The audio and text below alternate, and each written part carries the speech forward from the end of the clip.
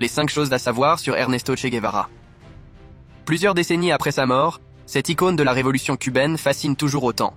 5 informations étonnantes sur Che Guevara, surnommé le Che. 1. Che Guevara n'était pas cubain.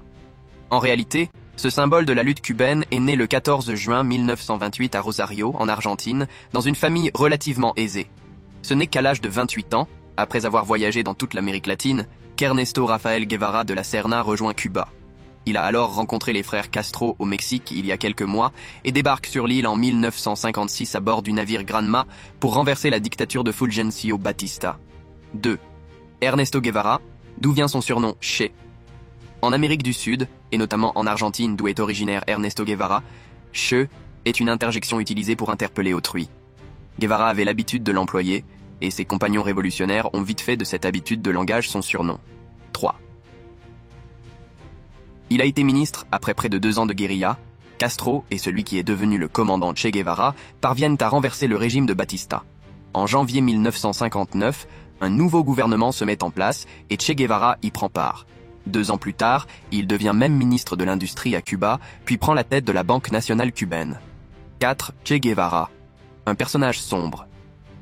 Pour servir sa cause, le commandant n'hésite pas à se débarrasser de tous ceux qui lui barrent la route.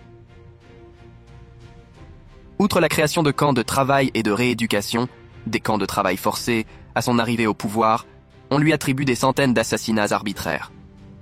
En 1959, quand le régime de Fulgencio Batista est renversé, Che Guevara est d'abord nommé commandant en chef de la prison de la Cabaña. Dans cette forteresse, il met en place un tribunal révolutionnaire qui est à l'origine de centaines d'exécutions. Policiers, militaires et ennemis du nouveau régime y sont jugés coupables de crimes de guerre et doivent parfois justifier leur condamnation devant leur famille. Ce passage à la Cabaña lui vaudra le surnom de Carnicerito, autrement dit, le petit boucher. Et même si ses opposants l'accusent d'être un terroriste, le Che assume. Nous avons fusillé, nous fusillons et nous continuerons de fusiller autant qu'il le faudra, déclare-t-il aux Nations Unies en 1964. 5. Che Guevara ne s'est pas contenté de Cuba.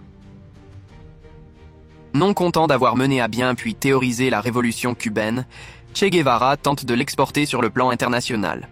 En 1965, alors que Fidel Castro l'a écarté du pouvoir pour ses prises de position jugées trop extrêmes, il quitte Cuba avec l'ambition d'exporter le socialisme dans le monde entier.